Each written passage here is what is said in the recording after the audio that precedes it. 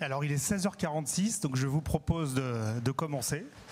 Donc on est très très content avec Nicolas de vous accueillir sur cet atelier de 45 minutes sur les maladies redoutées. Donc merci déjà d'être venu en nombre, on n'était pas certains, donc ça fait plaisir de vous voir. Et ce que je vous propose déjà, c'est qu'on se présente avant de rentrer dans le vif du sujet. Vas-y Nicolas. Merci. Alors donc Nicolas Lesnis, je suis consultant, donc responsable de la transformation au sein du cabinet Galéa, donc cabinet de conseil en actuariat et gestion du risque. Et donc je m'occupe de tous les sujets data, automatisation, optimisation, digital et data science. Voilà, je te laisse la main Guillaume. Merci Nicolas. Guillaume Plenet-Jésus. Et moi je travaille au sein de Groupama Ganvi. Je suis le directeur adjoint des collectifs, donc prévoyance santé retraite. On est sur un chiffre d'affaires de à peu près de 2 milliards d'euros. Voilà, donc je vous propose de rentrer maintenant dans l'atelier avec une introduction. Donc Nicolas va commencer à présenter finalement quel est le contexte de ces maladies redoutées. On va essayer de poser le décor avec des chiffres clés et puis des définitions. N'hésitez pas à poser les questions, 3 quarts d'heure c'est assez court, mais ce qu'on souhaite c'est que ça soit interactif. Donc si vous avez des questions, on essaiera de gérer le temps, mais si vous avez des questions, n'hésitez pas à les poser. Merci Guillaume. Et n'hésite pas non plus à me couper d'ailleurs si tu souhaites intervenir. Alors sur le contexte, déjà donc là vous êtes sur l'atelier maladies redoutées, des garanties d'avenir. Donc on va essayer de vous donner des arguments et vous expliquer pourquoi dans notre vision ce sont des garanties d'avenir. Alors pour commencer peut-être déjà la définition en fait d'une maladie redoutée. Une maladie redoutée, qu'on appelle aussi maladie grave ou maladie lourde, en fait on a plusieurs terminologies en France. Ce sont des affections qui nécessitent en fait un traitement de longue durée, un traitement prolongé et une thérapie particulièrement coûteuse.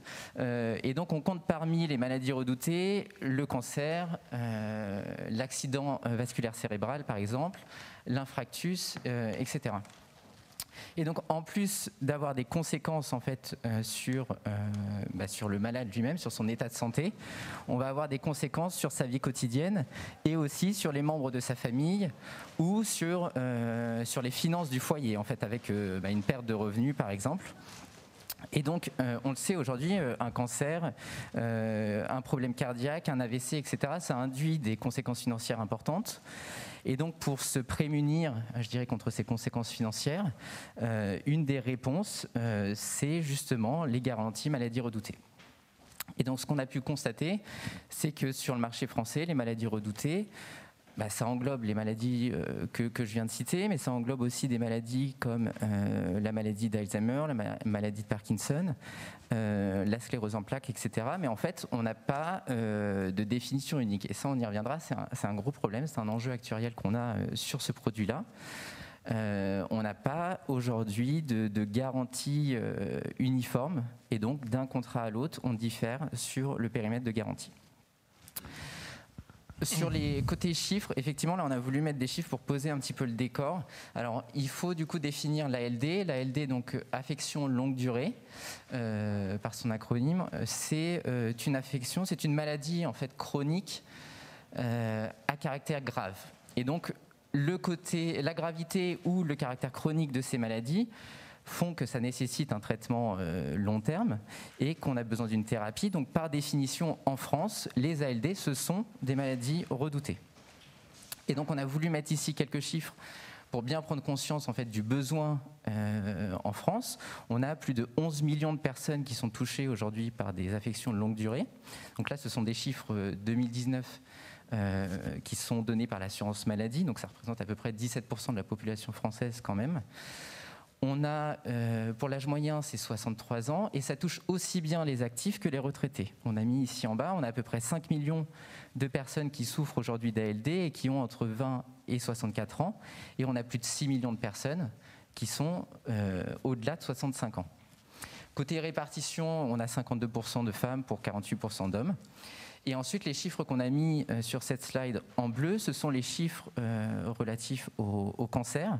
Le cancer, c'est une des maladies évidemment principales des garanties maladies redoutées.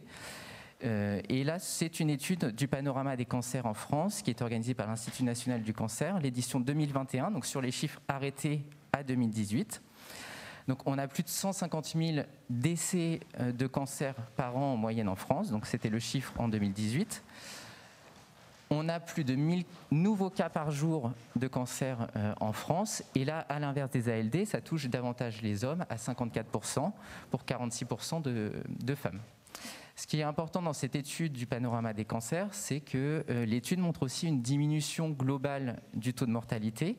Donc ça, c'est en comparant de 2010 à 2018. Alors comment ça ça s'explique en fait par des diagnostics qui sont plus précoces aujourd'hui, au moment de l'état de santé qui se dégrade de l'assuré.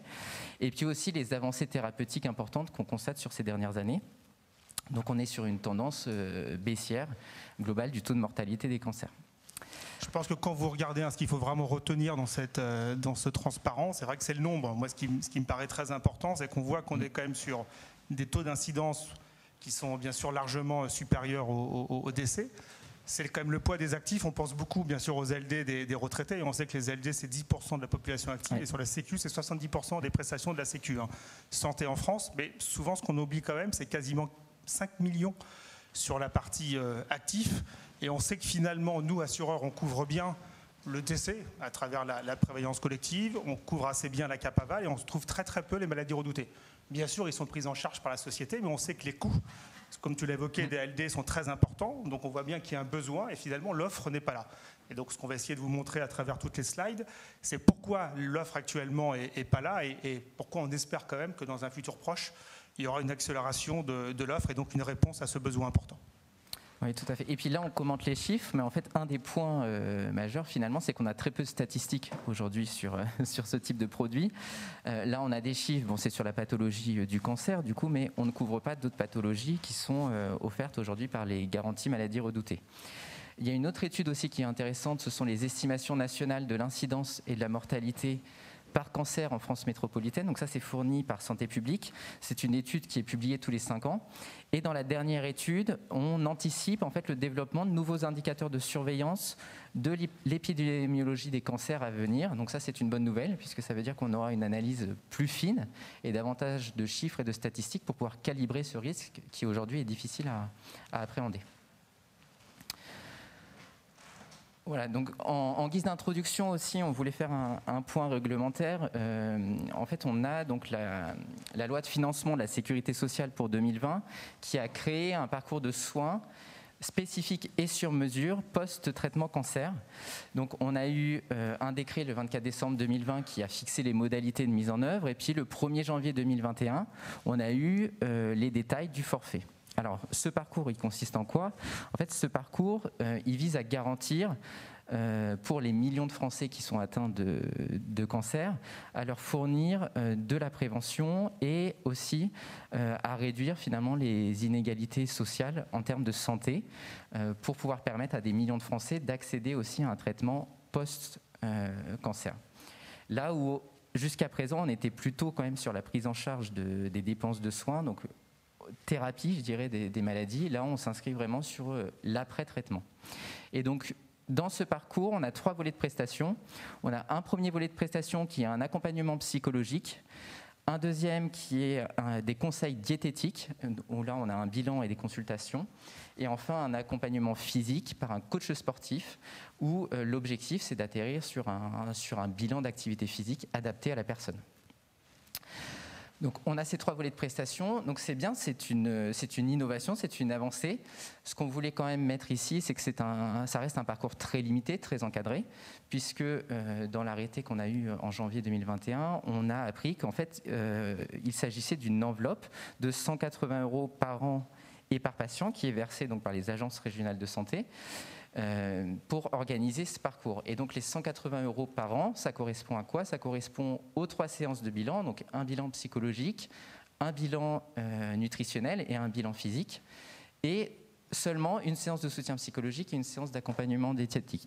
Donc c'est un premier début, mais on voit qu'on peut avoir la nécessité de compléter avec des accompagnements supplémentaires, et lorsqu'on n'est pas sur une pathologie de cancer, évidemment, on a aussi des besoins post-traitement. D'où la nécessité de faire appel à des couvertures spécifiques et donc aux garanties maladies redoutées dont on parle aujourd'hui. Et on pense aussi que ça s'inscrit dans un besoin ressenti qu'on a en collectif, en fait, avec les entreprises, où on est davantage dans de la protection, de la prévention aujourd'hui auprès des collaborateurs, et dans des démarches de qualité de vie au travail et de politique RSE. Donc, on voit que ce type de produit peut répondre aussi à des démarches entreprises pour pouvoir offrir en fait une couverture aux salariés. Alors, un point sur les ALD, effectivement, donc on a parlé des affections longue durée, on les a définies, donc c'est une maladie chronique à caractère grave, et on distingue deux types d'ALD. On a les ALD exonérantes et les ALD non exonérantes. Donc pour les ALD exonérantes, ça veut dire qu'on a une prise en charge à 100% par l'assurance maladie. Et on a trois types en fait, d'ALD, de sous-catégories ALD, je dirais. On a les ALD qui font partie de la liste établie par le ministère de la Santé. Donc là, on parle de la liste ALD 30. Et donc, on est sur les ALD les plus fréquentes et les plus coûteuses. C'est là qu'on va retrouver l'AVC invalidant, le cancer, le diabète, etc. Ensuite, on a les ALD hors liste, et donc là, on est plutôt sur des formes évolutives en fait, des maladies redoutées, qui nécessitent aussi un traitement sur une longue période. Et donc, on parle de ALD 31. C'est là où on va retrouver l'ulcère chronique ou l'asthme sévère, par exemple.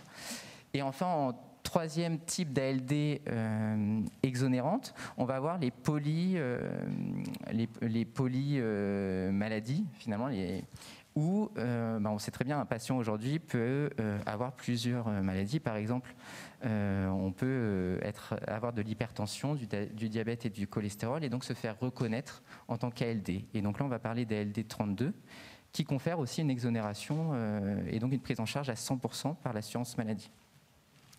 Et en dehors de ces ALD exonérantes, on a aussi les ALD non exonérantes, du coup.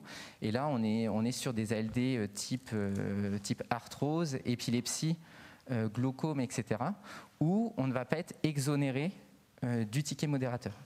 On ne va pas avoir une prise en charge à 100% par l'assurance maladie. Donc, on voit qu'il y a des choses, on voit qu'il y a une reconnaissance donc ALD et des prises en charge par l'assurance maladie, mais là, on touche vraiment aux dépenses de soins dans le cas en fait, d'une certaine pathologie. Mais en ce qui concerne les accompagnements et les services, on voit qu'on a de toute façon besoin de faire appel à des complémentaires. Et donc, c'est là que s'inscrivent les contrats de garantie maladie redoutée. Et l'objectif des contrats maladie redoutée, ça va être de verser un capital, de verser une somme forfaitaire en cas d'un diagnostic pour une maladie qui est couverte donc, dans le contrat, pour subvenir aux besoins de l'assuré. Et donc quand on dit subvenir aux besoins de l'assuré, on a évidemment la perte de revenus, si on est dispensé de travail, si on est en arrêt de travail, etc. Mais on a aussi, par exemple, des accompagnements nécessaires pour de la garde d'enfants, pour suivre un traitement. On a aussi l'achat de matériel médicalisé, des aménagements du domicile, etc. Et donc ça, aujourd'hui, la réponse, c'est effectivement ce capital qui peut être déclenché en cas de maladie redoutée sur ce type de contrat.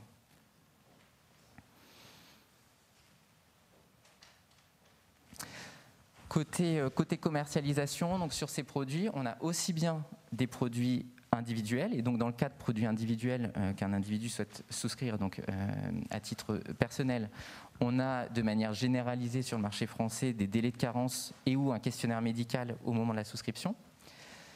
On a aussi la possibilité de souscrire ce type de garantie sur des contrats collectifs. Et donc souvent, on va être en complément des contrats santé ou prévoyance qui sont déjà mis en place en fait, par l'entreprise pour couvrir ses salariés. Des notions importantes sur ce type de contrat, on a 3 périodes importantes sur les assurances maladies redoutées. On va avoir les périodes de carence. Ça n'est pas spécifique maladie redoutée, c'est tout simplement la période donc, entre la signature du contrat et le début de la couverture, c'est-à-dire que l'assuré ne sera pas couvert si le sinistre, et donc s'il déclare en l'occurrence la pathologie durant cette période. On va avoir en revanche la période de survie. Donc là, la période de survie, c'est entre le diagnostic de la maladie et le début du versement des prestations. Alors on observe beaucoup ça sur ces produits, c'est-à-dire qu'on va avoir un délai au cours duquel l'assuré ne percevra pas la prestation et ne percevra la prestation qu'au terme de cette période s'il est encore en vie. Et ensuite, on va avoir la notion de période de vérification, où là, il s'agit tout simplement de contrôler, en fait, de confirmer le bien fondé de la demande. Et donc, c'est la période entre le diagnostic de la maladie et le versement de la prestation. Voilà. Alors ensuite, on a regardé les produits qui existaient en France et à l'international pour ressortir en fait les tendances, pour vous donner une idée un peu des produits existants, et puis sur l'international de pouvoir capter en fait les enseignements qu'on peut retenir ou les bonnes pratiques qu'on a pu observer. Alors sur la France, on a réalisé donc un benchmark sur 26 assureurs qui proposaient des garanties maladies redoutées. Alors principalement sur le marché français. Ces garanties s'adressent au risque cancer et au risque AVC. On a des capitaux très variés qui vont de quelques milliers d'euros seulement à une centaine de milliers d'euros. Et on a deux options possibles. Je vois que tu veux dire quelque chose, Guillaume. Non, c'est bon. On a deux options possibles. On a la possibilité d'avoir un produit qu'on dit accéléré, accelerated à l'étranger, et des produits autonomes, donc des produits stand-alone. C'est-à-dire qu'on lie la garantie maladie redoutée au capital décès. Donc, dans le premier cas, si on est sur un produit accéléré, ça veut dire que si on a perçu des prestations dans le cadre d'une maladie redoutée, elles vont venir en déduction de l'éventuel capital décès qu'on devrait percevoir en fait, à la suite. Si on est évidemment dans le cas d'un produit indépendant, les garanties sont indépendantes, donc on va percevoir aussi bien les prestations pour la maladie redoutée que le capital décès à 100% en cas de décès. Ce qu'on observe sur le marché français, mais vous allez voir que ça se généralise vraiment à l'international, c'est qu'on a vraiment besoin de définitions précises, puisqu'on est sur des pathologies complètement différentes d'un produit à l'autre. On peut aller de quelques pathologies seulement à plusieurs centaines de pathologies qui sont couvertes sur ces contrats-là. Et donc pourquoi on a besoin d'une définition précise? C'est aussi bien pour une compréhension du client, pour savoir ce qu'il y a dans le produit tout simplement, mais c'est aussi pour faciliter l'analyse et la comparaison en fait, entre deux produits, ce qui aujourd'hui est rendu très difficile. Et on a pu voir aussi sur les produits qu'on a étudiés sur le marché français que sur certains produits, on avait déjà quelques accompagnements en plus du versement de capital, avec une aide à la personne par exemple qui est proposée, une aide à domicile ou encore de l'aide psychologique. Ici, bon, c'est juste pour donner les tendances de ce qu'on a pu observer, c'est-à-dire que c'est souvent lié à un risque prévoyance, on a davantage de produits individuels et on a des délais de carence qui sont très différents en fait, sur le marché français. On va de 0 à 12 mois. Majoritairement, on est entre 0 et 6 mois, mais voilà, il n'y a pas de règle, on est sur des choses très variées en fait, en fonction du produit et de l'acteur du marché. Sur l'international, peut-être juste un point. Oui, vas-y, tu peux passer. C'est la slide. Oui, merci. Non, je te laisse du coup parler du produit GGV si tu veux, et puis je fais le point. Alors, donc l'expérience qu'on a au sein de GGV, donc c'est une expérience au sein des collectives. Donc on est sur la partie prévoyance santé des salariés. On a fait le produit il y a maintenant 4 ans, en 2017. Alors, il y avait certains clients qui nous le demandaient, et donc on trouvait, par rapport à la même étude, on trouvait que c'était très très intéressant en termes de besoins. Donc on a voulu faire un produit très très simple, puisque c'est déjà des clients, c'est déjà des gens qui étaient clients souvent en santé, majoritairement en prévoyance aussi. Donc c'était bien une garantie supplémentaire qui était demandée, soit parce qu'ils l'avaient eu antérieurement, soit parce qu'ils avaient un compte, on parle vraiment d'entreprises déjà de plusieurs centaines de salariés, donc du sur-mesure, soit parce que finalement ils avaient un compte de résultat avec une clause de PB ou en tout cas avec un seul créditeur, et que c'était une façon aussi finalement de redistribuer et d'augmenter les garanties. Donc c'est pour ça qu'on a mis en place ce contrat maladie redouté, donc très simple, avec des montants, alors là ça paraît faible, ça peut être plus fort, mais des montants forfaitaires finalement par rapport à ce que disait Nicolas, relativement modeste. Alors pourquoi modeste? C'est toujours pareil, c'est que les clients étaient très intéressés, mais quand on leur demandait le budget idoine, souvent ils le situaient par rapport au budget de la prévoyance à peu près de l'ordre de 10-15%. Donc vous voyez, donc si on fait vu les taux d'incidence qui sont quand même proches du décès, et on voit bien que finalement ça nous amène, pour avoir un budget qui est assez faible, ça nous amène finalement à des garanties forfaitaires à peu près de 10% par rapport à des garanties décès par exemple. Donc c'est vrai que ce n'est pas le besoin.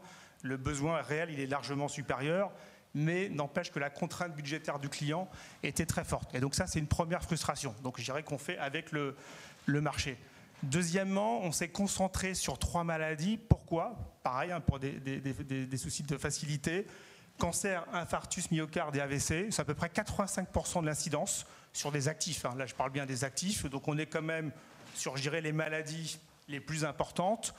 Qu'en plus, ces maladies, ce qu'on voulait, c'est qu'il y ait un diagnostic qui soit le plus rapide possible pour dégager finalement ce montant forfaitaire de manière immédiate. Je dirais que c'est, voilà, vous êtes malheureusement en pathologie, vous êtes quand même couvert par la Sécu, vous avez des garanties à un cap, des fois un VAL, même si on sait bien que l'inval vient largement après l'INCAP, et donc souvent c'était important de débloquer un montant qui est certes insuffisant, mais qui permettait quand même de sensibiliser et d'avoir une participation de l'employeur à ces garanties. Donc ce qu'on voulait vraiment, c'est qu'il n'y ait pas de contentieux, donc une liste très, très claire, par contre une prise en charge sur ces risques la plus exhaustive possible pour éviter le contentieux, comme encore une fois c'était des clients importants et quand même que c'est des moments un petit peu durs dans la vie, on voulait qu'il n'y ait pas de contentieux possible, et sinon un peu classique, on a bien sûr des délais de carence.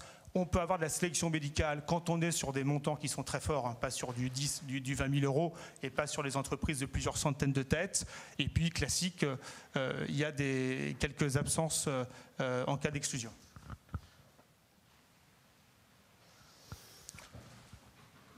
Très rapidement, parce que je pense que ce n'est pas vraiment le propos, mais bien sûr, comme tout produit, en cas de sinistre, il y a des déclarations, mais là aussi le plus simple possible. L'idée, c'était vraiment de débloquer le plus rapidement possible des frais de gestion raisonnables. Ça, c'est important, puisque à l'origine, on a fait quand même le produit, pas uniquement sur le montant forfaitaire, on l'a fait surtout pour adosser du service.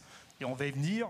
La petite frustration, c'est que pour l'instant, les services qu'on propose, alors là, on en a mis quelques-uns, mais on en met d'autres, bien sûr, notamment des services de prévention de l'entreprise, je vais venir après, mais pour l'instant, ça fonctionne assez peu.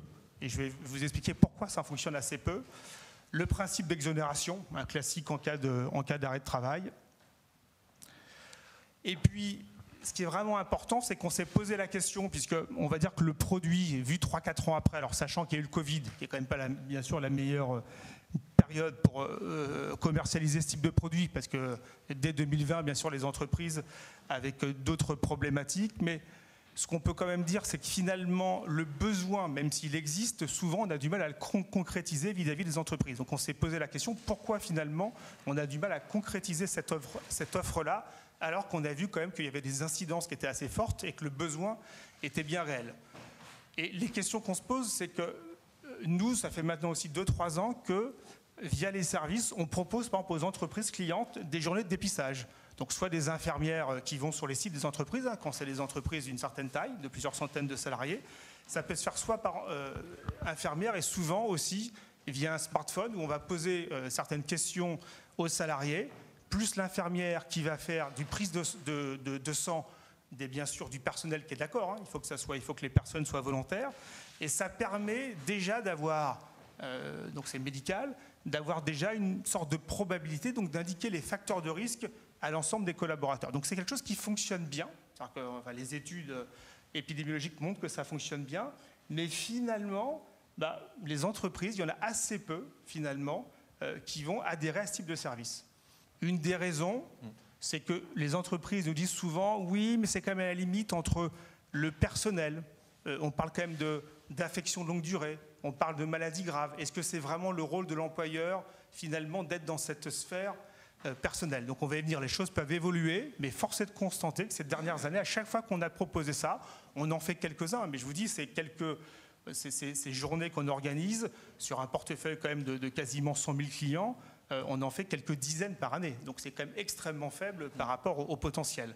Et puis il y a quand même ce contexte français, c'est que même si, on l'a vu, c'est que quelqu'un qui est vraiment en maladie redoutée, il a besoin, par rapport même aux garanties Sécu, on sait bien que son besoin pécunier ou de service est largement supérieur, mais globalement ce que retiennent les gens, peut-être encore plus avec le Covid, c'est que globalement en France, la santé elle est gratuite, tout le monde a la santé accessible, que la Sécu rembourse très bien, notamment les ALD avec le ticket exonérateur. Donc finalement, est-ce que c'est à l'employeur de faire un effort supplémentaire? Et c'est là où il se trompe, parce qu'on voit bien que le besoin, il existe. Voilà, donc quand même une frustration de notre part. Pendant, c'est pareil, on a mis en rôle quelques services, mais finalement, le produit qu'on vous a présenté on en vend assez peu. Donc il y a la frustration et pourtant on essaye de le promouvoir, mais malheureusement, par rapport à la santé, à la prévoyance, à la retraite maintenant, on voit bien que l'appétence de l'employeur est quand même assez limitée. Mais on sait que là aussi, on peut avoir un rôle à jouer.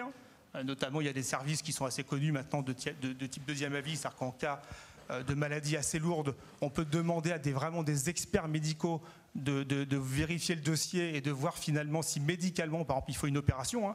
Quand il y a des types de cancers, des fois, il faut faire une opération, une ablation, et certains disent que non, un traitement médicamenteux peut suffire.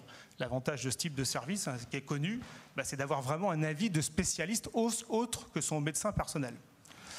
Et puis lors de la reprise du travail, on voit bien aussi l'intérêt. On sait bien qu'en France, quelqu'un quand même qui est en affection longue durée, ça dépend bien sûr des pathologies, mais quand même c'est des traitements qui sont assez lourds. La personne peut être fatiguée, peut avoir du mal, finalement il faut peut-être adapter son poste, etc.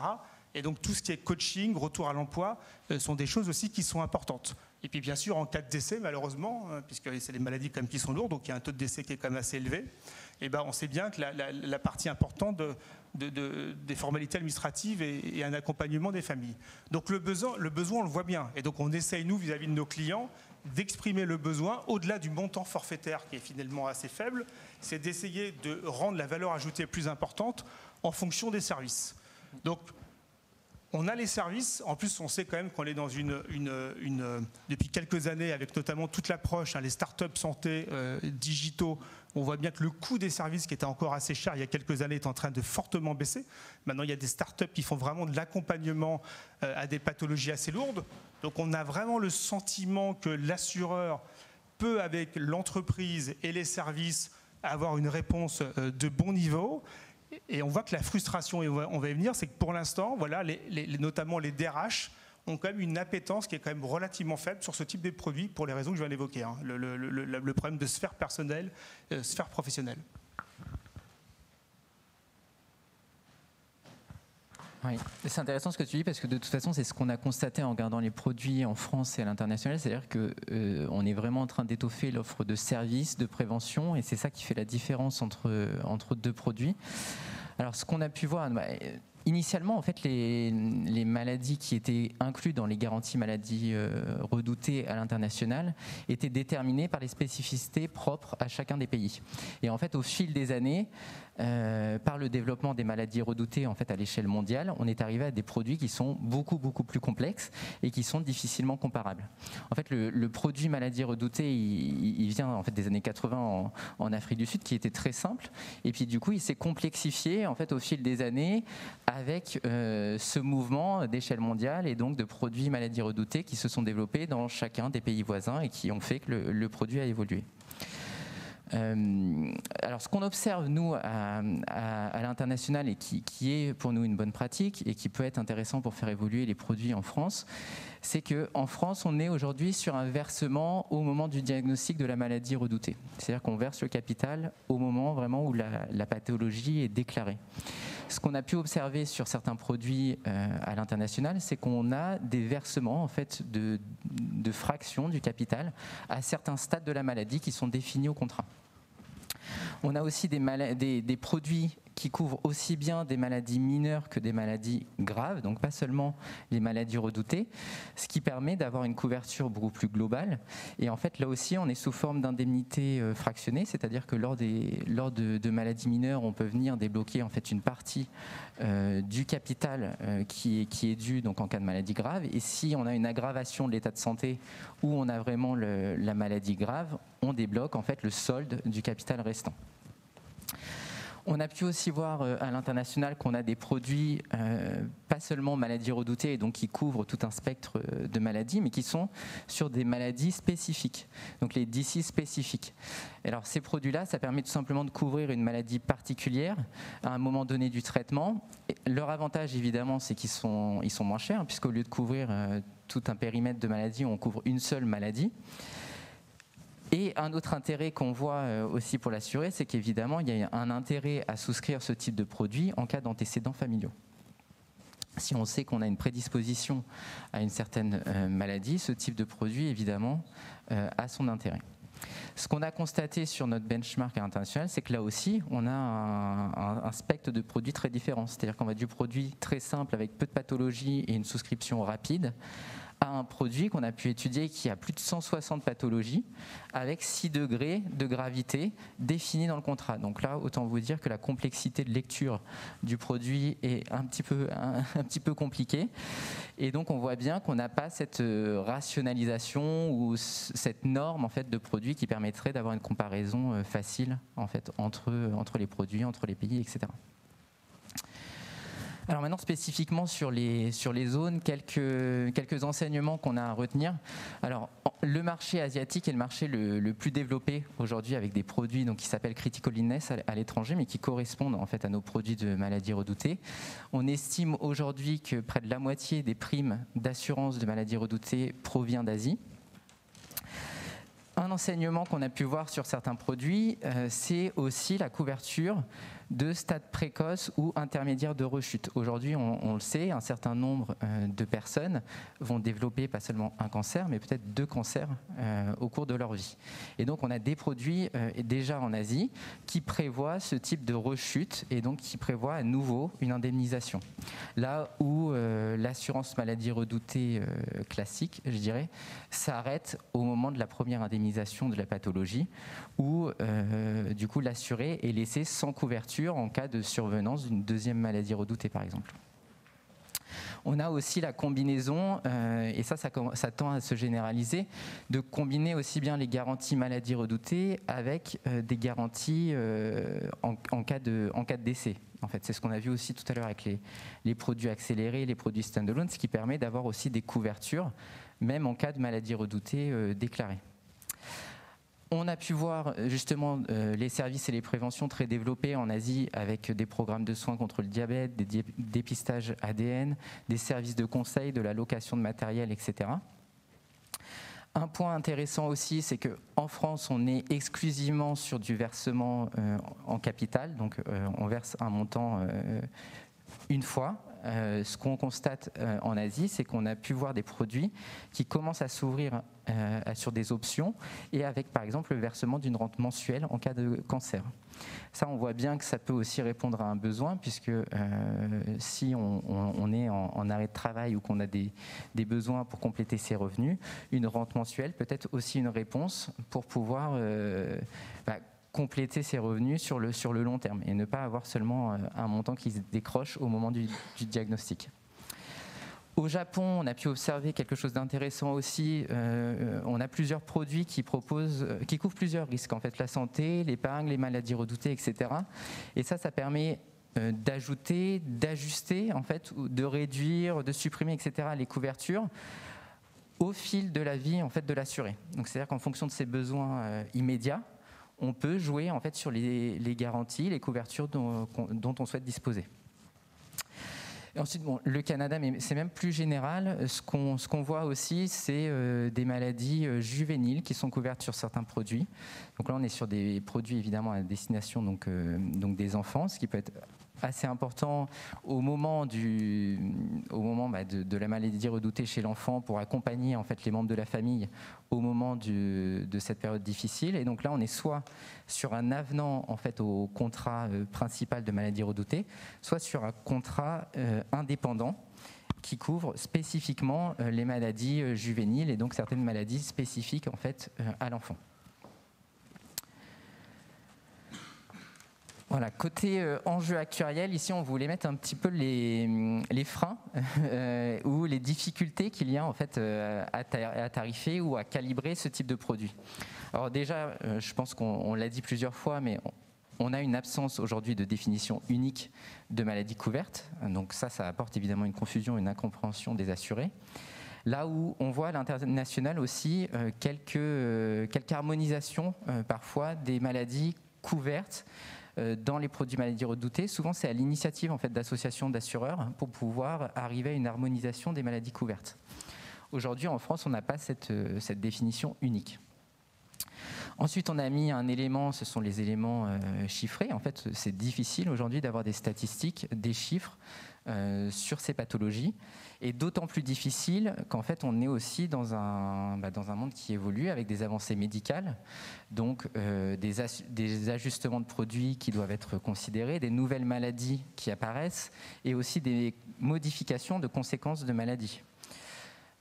Ensuite, on a mis un autre point, on est dans un monde aussi où les sources de données, les flux de données évoluent, et donc on arrive à une souscription dite continue, c'est-à-dire qu'on peut disposer aujourd'hui de données sur le mode de vie, sur la santé, sur l'environnement, sur des données médicales, etc., avec un souhait aussi de l'assurer d'arriver à une personnalisation des garanties et d'arriver à une tarification qui est le plus juste possible. Et donc tout ça, il faut le prendre en compte, et ça complexifie le calcul en fait, et le calibrage du produit. On a mis aussi un point sur l'adaptation du produit au marché. Alors c'est important pour ce type de produit aussi de considérer le contexte du pays dans lequel on l'installe. Évidemment, en fonction du pays, si on a plus ou moins, par exemple, d'aide en cas de chômage ou en cas d'arrêt de travail, etc., il faut peut-être aussi adapter finalement les garanties du produit qui sont proposées pour subvenir aux besoins de l'assuré. Donc il n'y a pas une réponse clé en main là-dessus. Et enfin, le dernier point, tu le soulignais tout à l'heure, Guillaume, c'est vraiment la difficulté de distribution, puisqu'on est à la frontière entre la sphère professionnelle et la sphère personnelle. Et puis, il y a aussi, je dirais, sur la souscription, le point où on souhaite alléger au maximum le processus de souscription. Mais alors, ça a aussi un danger d'alléger au maximum le processus de souscription, puisque un processus de souscription trop simple et aussi risqué, puisque en cas de montant élevé à assurer, on voit bien qu'il y a aussi un risque très présent d'antisélection. Donc du coup, il faut faire attention aussi à ne pas trop simplifier et à ne pas trop alléger le processus de souscription. Et puis, il y a tout un enjeu aussi sur le discours, sur les prises de conscience, effectivement, pour savoir où se situe le produit entre l'individuel et le collectif. Est-ce que c'est une affaire de l'entreprise ou est-ce que c'est une affaire personnelle pour souscrire ce type de garantie ? Alors ici, peut-être rapidement, vu le timing, on voulait juste rappeler et ramener en fait ça de manière mathématique, et juste rappeler qu'on était sur des états de passage, des probabilités de passage en fait, tout simplement sur ce type de produit. Mais peut-être si on doit cibler quelque chose, ici ce qu'on voulait mettre en fait, c'est que à partir du moment où on développe donc une maladie redoutée, il y a plusieurs cas possibles, et donc en fonction des cas, on ne va pas avoir les mêmes besoins. Soit on va être en arrêt de travail, et dans ce cas-là, on va pouvoir aussi prétendre à une rente incapacité ou une rente invalidité. Soit on n'est pas en arrêt de travail, dans ce cas-là, on perçoit tout son salaire, et donc on n'a pas forcément un besoin de compensation, mais on va avoir un besoin plutôt sur les services, sur l'équipement, etc. Soit on est déclaré inapte, et dans ce cas-là, on peut donc faire l'objet d'un reclassement ou d'un licenciement. Soit évidemment, on a la case décès.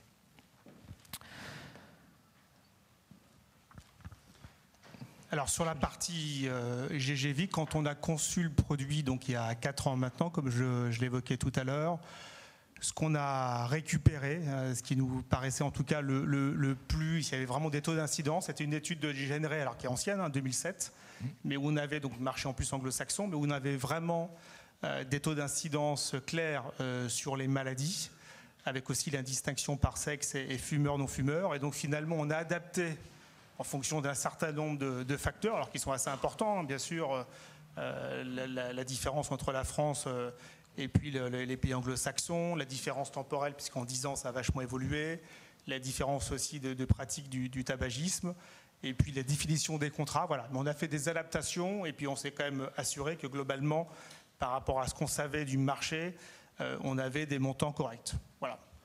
Donc on voit bien toute la difficulté quand même pour nous, assureurs, de faire cet exercice de manière précise. On l'a fait de manière assez macro.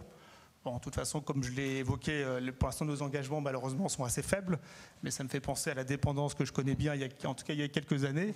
Et on voit bien qu'à chaque fois, on fait des hypothèses, et puis en fonction de ça, on essaye finalement, en fonction de l'expérience, de voir si nos hypothèses sont bonnes. Mais on voit bien la frustration qu'on a, et on espère quand même que dans quelques années, via l'ensemble des données médicales, on pourra finalement avoir des approches beaucoup plus précises, puisque c'est quand même un des freins importants, très réellement, c'est qu'on voit que la tarification, quand même, elle est, on le voit bien à travers le graphe, elle est quand même assez imprécise, soyons clairs. On est vraiment sur des ajustements, et donc des ajustements difficiles à calibrer, en fait. Alors voilà, alors en conclusion en fait sur ce sujet, ce qu'on voulait mettre ici, c'est que la crise sanitaire, selon nous, elle a quand même accentué le besoin de garantie en prévoyance, mais au-delà de ça, je dirais même que la crise sanitaire aussi a aidé à soulever une prise de conscience aussi sur l'après-traitement. Alors on le sait bien, on a tous été plusieurs mois éloignés de la sphère professionnelle et donc on a pu observer des troubles aussi psychologiques au moment du retour au travail. On a aussi des salariés qui se sont montrés vulnérables avec des pertes de repères, pertes de confiance, etc. Et donc en fait le contexte sanitaire a aussi aidé à prendre conscience que lorsqu'on est éloigné, et donc c'est le cas aussi d'une longue période d'hospitalisation par exemple, le retour à la vie normale, je dirais, n'est pas forcément évidente. Et donc on a là un besoin d'accompagnement, en fait, une aide au retour au travail qui est nécessaire. Et donc ça s'inscrit aussi, on a parlé du parcours de soins global qui est tout récent, de 2021, donc par l'assurance maladie, qui couvre le post-traitement du cancer. Donc on est bien dans une logique aujourd'hui d'accompagnement non plus seulement au moment de la pathologie et du traitement, mais on est au-delà de ça. Et donc, c'est là aussi où on pense que les services, la prévention, etc., s'inscrivent bien dans les évolutions à venir. Et donc, il y a bien un besoin aujourd'hui d'accompagnement après la pathologie. Alors, quand on parle de prévention, il y a quand même une difficulté, je dirais, du modèle économique, puisqu'évidemment, à isotarif, un assuré va préférer un produit avec des services, de la prévention, etc. Mais il ne faut pas oublier que ça a un coût quand même. Donc, il faut faire attention parce que la prévention, ça va être une charge sur le contrat, et donc évidemment, ça va réduire la rentabilité du contrat. Donc selon nous, on a quand même des opportunités sur ce type de produit avec des perspectives de croissance. On l'a vu, il y a un besoin flagrant en France. On a quand même des millions de personnes aujourd'hui qui sont touchées par les ALD, avec aussi peut-être des adaptations des produits à prévoir. C'est ce qu'on a voulu ressortir avec les enseignements qu'on a retenus en fait à l'international. Donc peut-être il y a des ajustements, des options à offrir ou des packages un peu différents avec du fractionnement, de la rente mensuelle, etc. Quoi qu'il en soit, on est aujourd'hui aussi dans un schéma où on souhaite de la personnalisation des garanties et des services. Et donc ça, c'est lié donc à la partie données qu'on a vue. Donc il va falloir faire aussi avec des données qui vont être différentes dans les années à venir, avec une souscription peut-être qui va être continue. Et enfin, le dernier point sur lequel je vais terminer, c'est vraiment le besoin, on l'a évoqué plusieurs fois, mais vraiment d'arriver à rationaliser le produit, d'uniformiser une définition commune, aussi bien pour l'assuré, pour qu'il puisse avoir de la clarté sur les garanties qui sont couvertes par son contrat, mais aussi pour un besoin de comparaison en fait, de l'offre sur le marché. Et donc là, à l'instar de ce qui a été fait à l'international avec des associations d'assureurs pour arriver à une uniformisation, peut-être qu'il y a aussi, via des fédérations d'assurance en France, le besoin d'arriver à normer le produit maladie redoutée.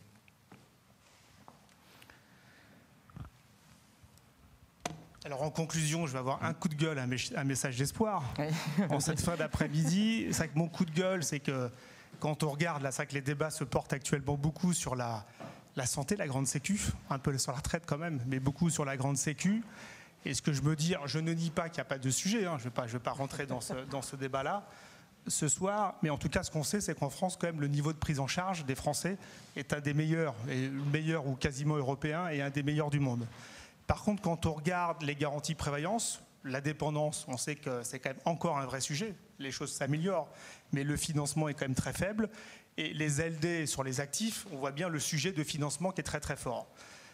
Donc j'aimerais bien quand même que les pouvoirs publics mettent en place des dispositifs qui nous permettent finalement, nous assureurs, de mieux prendre en charge ces éléments. Parce que sans vraiment une conscience, une prise de conscience des pouvoirs publics, on ne va pas y arriver. On évoquait quand même sur la partie par exemple collective, que je connais bien, un des sujets qu'on a, c'est que notre garantie maladie redoutée, je ne peux pas l'exonérer fiscalement et socialement. Parce qu'en fin de compte, je n'ai pas de garantie, je ne suis pas en complément de la Sécu. Je suis en complément de la Sécu sur la santé, sur l'INCAP, l'Inval, mais pas sur une garantie forfaitaire. Donc à un moment donné, je vois bien que j'ai une enveloppe qui n'est pas avantageuse. Donc quand j'en parle au client, le client va me dire « bah oui, mais je vais lui expliquer qu'il faut que je fasse un deuxième contrat, qu'il n'aura pas tous les avantages fiscaux et sociaux ». Il va me dire « attendez, Voilà, moi, à un moment donné, ça ne m'intéresse plus. Donc, on parlait aussi, bien sûr, des données de santé. Sans avoir les éléments, on est toujours assureur aveugle, de manière quand même anonyme, bien sûr, mais on pourrait avoir des éléments, justement, médicaux pour mieux apprécier ces pathologies et, comme tu le dis, faire vraiment des garanties personnalisées en fonction réellement des pathologies. On sait que les pathologies sont très différentes, que les services ou même la prestation financière, les rentes, le montant et les rentes vont être différents selon des pathologies. On sait que des fois, il y a des espérances de vie qui sont très bonnes sur certaines pathologies et d'autres qui ne le sont pas bonnes. C'est comment on adapte notre produit en fonction des éléments pathologiques. Donc ça, c'est vraiment mon coup de gueule. Donc c'est vrai qu'on est frustré parce que finalement, on a l'impression que nous, alors quand même que la prévoyance lourde, c'est notre vrai job, et ben pour l'instant, on n'arrive pas finalement à répondre aux besoins qui pourtant existent. Et quand même plein d'espoir parce qu'on se dit quand même que par rapport justement aux besoins qu'on exprime au début, que aussi quand même les choses peuvent évoluer, même si je les trouve très très lentes. Notamment là aussi, on parle du nouvel accord national interprofessionnel de 2021 qui finalement responsabilise, dit attention, vous employeurs quand même, maintenant, vous êtes finalement responsable de la santé de vos collaborateurs. Donc les choses vont mettre du temps parce qu'en plus post-Covid, on voit bien qu'il y a encore plein de sujets, mais on voit quand même qu'il y a une tendance de fond pour que l'employeur finalement soit responsable quand même de la santé de ses collaborateurs. Donc on espère que par translation, cette responsabilité va nous permettre de mieux présenter le produit. On espère aussi que la grande sécu, oui, la retraite, oui, mais qu'à un moment donné, peut-être qu'il y aura l'anniprevoyance, pas n'importe comment, mais qu'à un moment donné aussi, les pouvoirs publics, comme je viens de l'évoquer, inciteront plus les entreprises, parce qu'encore une fois, on sait que le taux de prise en charge de la prévoyance, il est très hétérogène. Il y a des gens qui sont très bien couverts en décès, arrêt de travail, inval, et d'autres qui le sont beaucoup moins. Donc c'est comment aussi les pouvoirs publics vont inciter finalement que la prise en charge, et les partenaires sociaux, bien sûr, qui auront un rôle à jouer important, comment ils vont jouer finalement dans une meilleure prise en charge de la prévoyance lourde et avec finalement un focus fort sur les maladies redoutées. Est-ce que vous avez des questions ?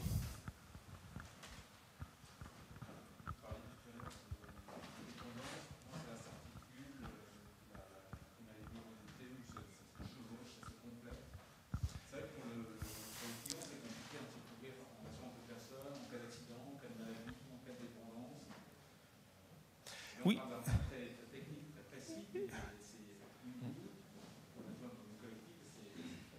Tout à fait. Donc malheureusement, je ne réponds pas bien. Vous avez raison. C'est-à-dire qu'on n'est pas dans des parcours de vie. Il y a des parcours de rupture. On parle beaucoup des collectifs. Alors ça vient un peu, les collectifs. Il y a la loi E20, il y a la portabilité.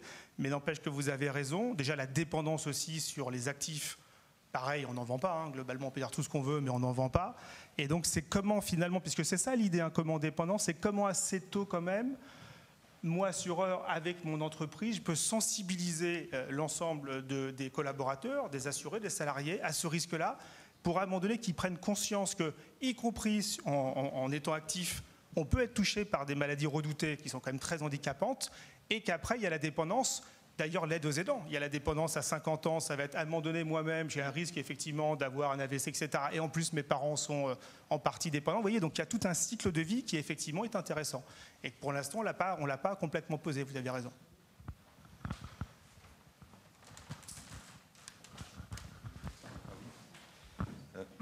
Moi, j'ai une question sur les branches professionnelles, parce qu'on sait qu'en prévoyance, c'est quand même souvent les partenaires sociaux, ce sont les branches qui fixent un peu le cadre avec des garanties minimales. Et là, l'impression un petit peu que ça me donne, votre présentation, c'est que les syndicats aujourd'hui ne s'intéressent pas tellement à ce sujet dans le cadre des contrats collectifs, hein, bien sûr, c'est-à-dire en activité des maladies redoutées. Non. Alors, après, je te laisse. Oui, alors je connais bien à ma petite échelle, parce que je suis directeur général de l'ANIPS, qui est l'association de prévoyance de Groupama. Donc je trouve là aussi, disons que le bon côté des choses, je trouve quand même que les administrateurs sont quand même de plus en plus conscients de ce sujet. Donc je trouve qu'il y a une prise de conscience. Moi vraiment, j'ai vu dans ma petite IP l'évolution des administrateurs, y compris sur la prévention.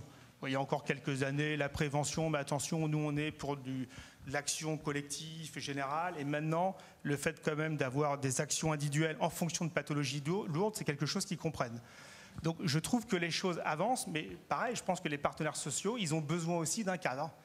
Et donc il faut que les pouvoirs publics, à un moment donné aussi, avec sans doute l'influence des partenaires sociaux, mettent en place ce cadre. Il faut vraiment un booster, il faut qu'on change de braquet. C'est clairement.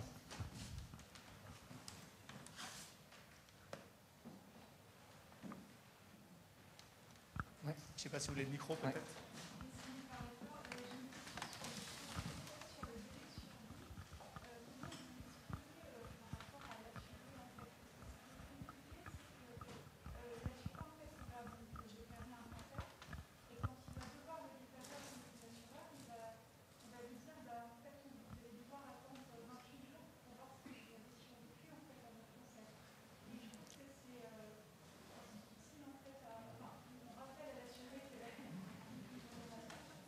Alors je suis d'accord, c'est pour ça que moi ça me fait toujours rigoler.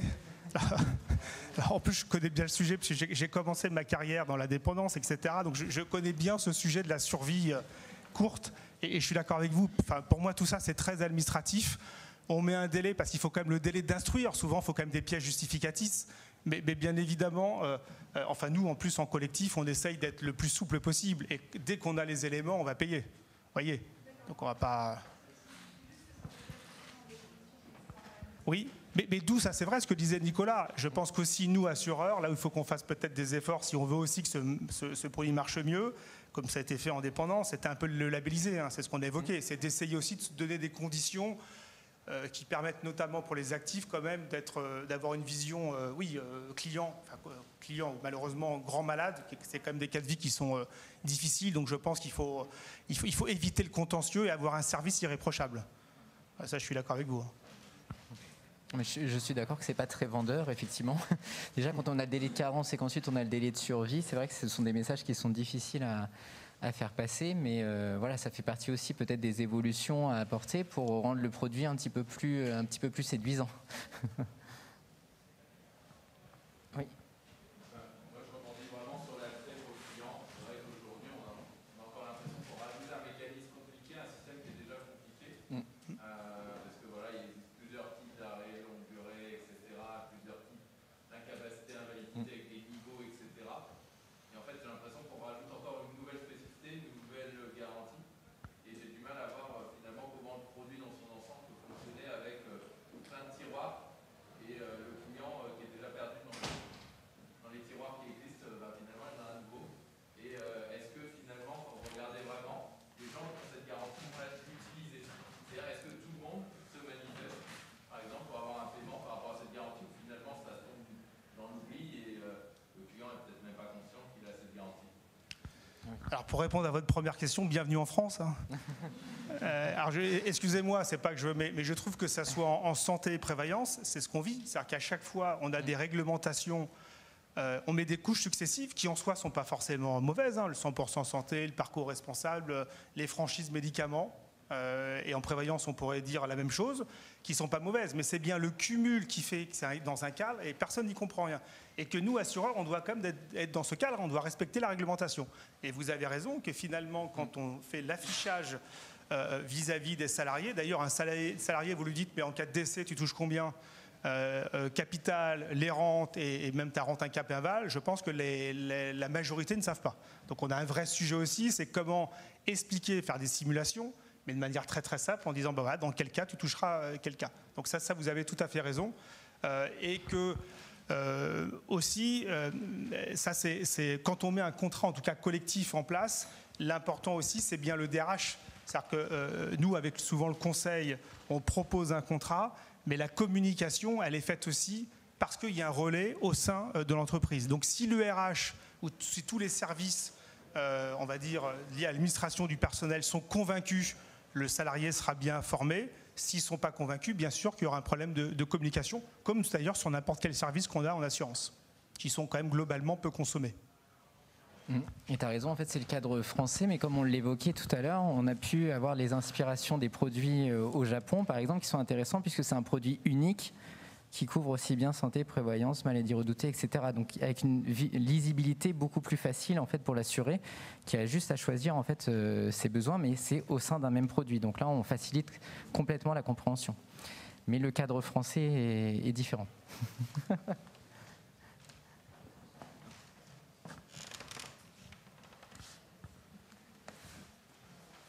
Oui. Vous voulez peut-être le micro ? Oui, vous avez parlé d'une garantie particulière en Asie, je crois, où l'assuré peut choisir individuellement les garanties contre lesquelles il souhaite se couvrir, notamment pour une maladie pour laquelle il y aurait des antécédents familiaux. Mais dans ce cas-là, comment est gérée l'antisélection, en fait ? C'est une bonne question, mais effectivement, donc c'est un produit qui existe, et donc en cas d'antécédent, on peut souscrire donc ce contrat-là, avec certainement un système de surprime, en fait, tout simplement, de surtarification, mais pour autant, on permet en fait un assuré qui a des antécédents et donc des prédispositions, je dirais, de gènes à développer telle ou telle pathologie, à souscrire au contrat. Et ça, c'est un produit qui est déjà existant en Asie. Donc, visiblement, ils le gèrent avec une surprime, etc. Mais ils permettent la souscription. Je crois qu'on doit rendre la salle, me semble-t-il. Merci beaucoup. Merci à tous.